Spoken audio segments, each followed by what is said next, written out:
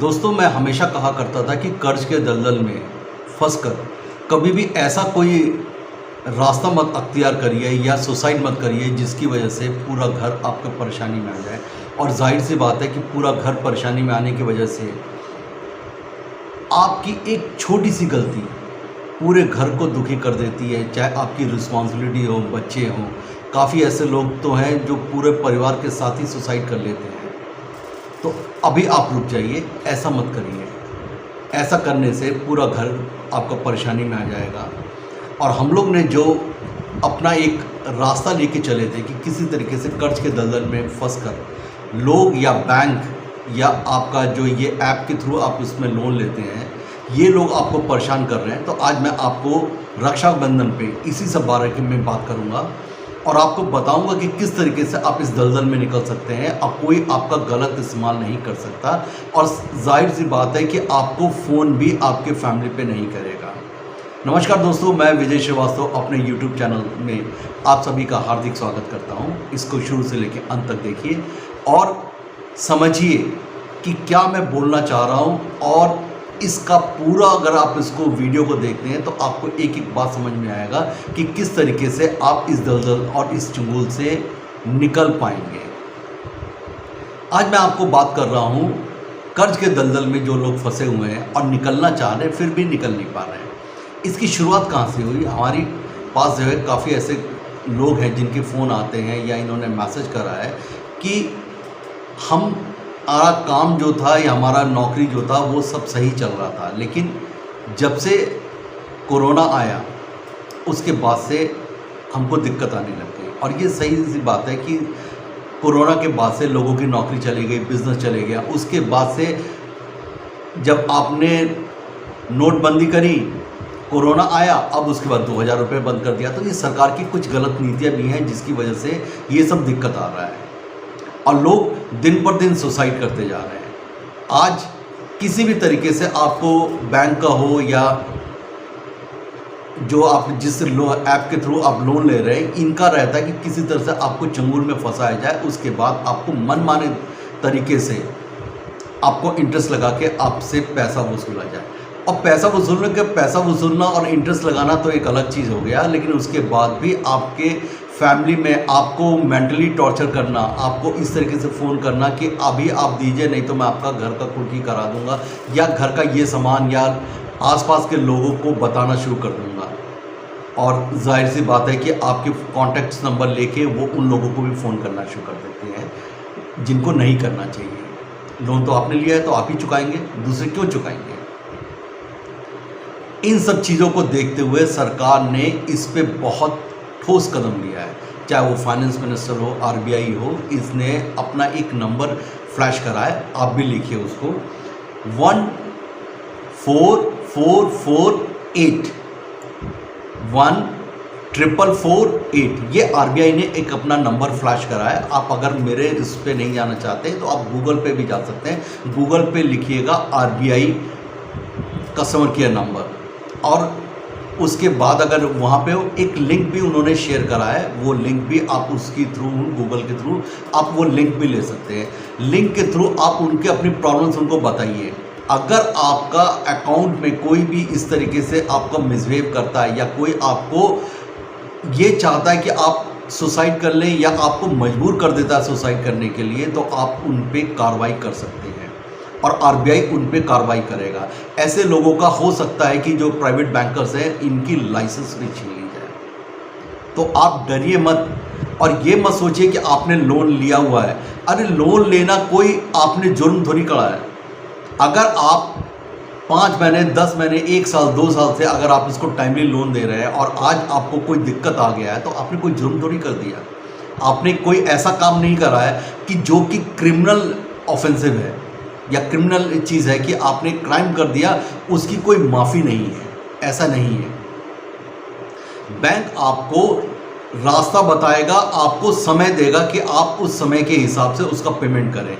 लेकिन ये भी चीज़ है कि आपको अनाप शनाप आपको इंटरेस्ट नहीं देना पड़ेगा।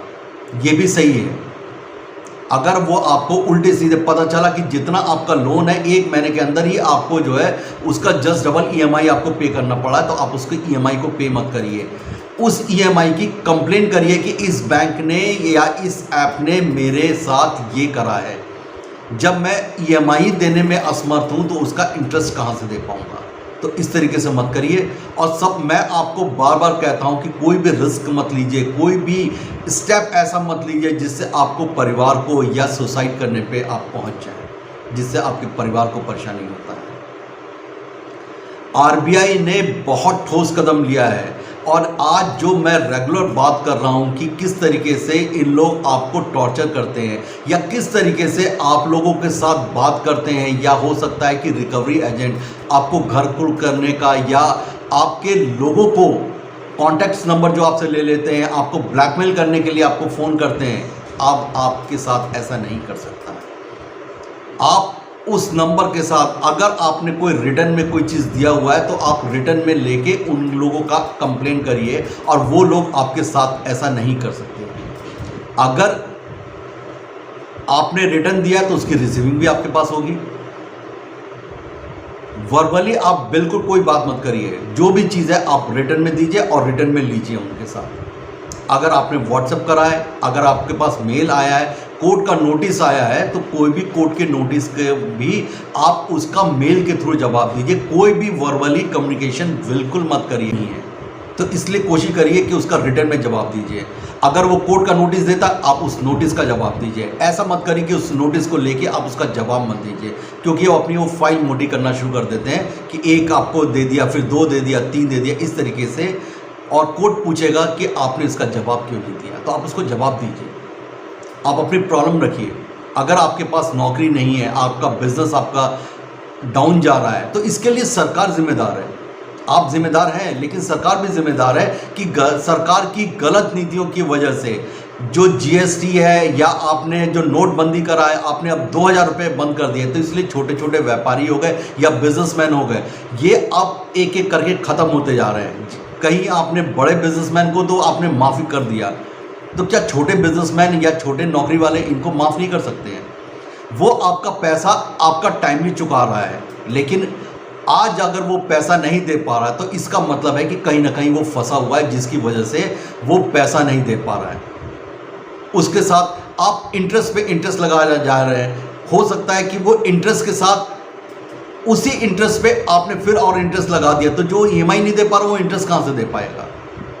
तो सरकार उस इंटरेस्ट को भी माफ़ कर रही है और सरकार आपको समय दे रही है। अगर आपने आरबीआई पे कोई भी फ़ोन करा, वो रिकॉर्डेड लाइन होता है, हर चीज़ रिकॉर्ड होता है। जो लिंक है उस पर अपने उसकी शेयर करिए, अपना लोन नंबर से लेकर हर चीज़ को शेयर करिए और अपनी प्रॉब्लम बताइए। आरबीआई आपको हो सकता है कि ऋण माफ़ करे ना करे, हो सकता है कि ऋण भी माफ़ कर देगा, लेकिन इंटरेस्ट के लिए आपको वो देगा कि इंटरेस्ट आप ना करके आप एक्चुअल अमाउंट है वो पे करिए, और उसको समय देगा आपको कि इस समय के अंदर आप उसको पे कर दीजिए। तो कोई भी गलत स्टेप, कोई भी कुछ मत लीजिए आप। और कर्जे से तो बिल्कुल मत डरिए, क्योंकि कर्जा लेके आपने क्राइम नहीं करा है। कर्जा लेके आपने अपनी ज़रूरत को पूरा करा। हो सकता है कि किसी ने अपने बिजनेस में लगाया और सरकार की गलत नीतियों की वजह से वो बिजनेस नहीं चल पा रहा है। बहुत आपने ये देखा कि आज आप कोशिश कर रहे हैं, लेकिन 2000 के नोट बंद कर दिए।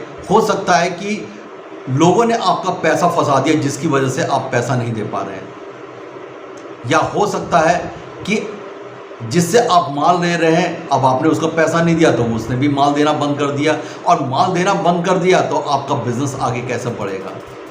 अगर आपको क्रेडिट नहीं मिल रहा, आपके पास पैसा नहीं है, लोग उधार नहीं दे रहे हैं, तो फिर आप बिजनेस कहाँ से कर पाएंगे? तो इन सब चीज़ों को देखते हुए आप डरिए मत। नीयत अपनी साफ रखिए कि जिसका पैसा लिया है उसका पैसा आप वापस करिए, और समय रहते उसका वापस करिए, लेकिन गलत स्टेप मत लीजिए। ये जो रिकवरी एजेंट है जो आपको फ़ोन करते हैं, इनसे डरने की ज़रूरत नहीं है। इनको कोशिश करिए कि इनसे बात करिए। अगर इसके बाद ये आपसे गलत तरीके से बात करते हैं और आपको धमकी देते हैं, या हो सकता है कि कोई ऐसी बात करें जो इनको नहीं बोलना चाहिए, या आपके कॉन्टैक्ट का मिसयूज़ करते हैं, तो आप इमीडिएट इसकी कंप्लेन करिए, आरबीआई में कंप्लेन करिए, एफआईआर लिखाइए। लेकिन आप चुप मत बैठिए।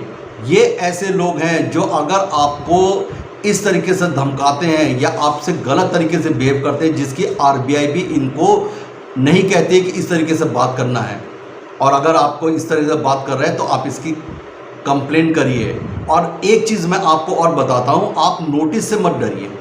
नोटिस होता है कि आपको इंटीमेट किया जाता है कि आपने ऐसा करा है और आप इसको पैसा जमा कर दीजिए, लेकिन आपको वो भी समय देता है। अगर कोई अधिवक्ता ये कहता है कि मेरे को इतने दिन के अंदर पैसा दीजिए, या अधिवक्ता अपने वकालत का या वकील होने का गलत इस्तेमाल कर रहा है, या वो आपको गलत तरीके से हड़काने की कोशिश कर रहा है, तो आप इसकी कंप्लेन भी कर सकते हैं। ये मत सोचिए कि क्या एडवोकेट होता है इसकी आप कंप्लेन नहीं कर सकते हैं।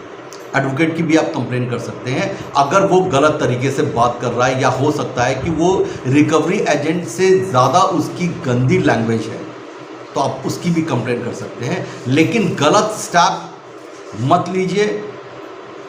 किसी भी तरीके से सुसाइड एक बहुत क्राइम है, इसको मैं क्राइम ही कहूँगा, लेकिन ये गलत चीज़ है, इस पे मत जाइए। और अपने बच्चों की ज़िंदगी, अपनी ज़िंदगी और अपने परिवार की ज़िंदगी को बचा के रखिए, सुरक्षित रखिए। नमस्कार, जय हिंद।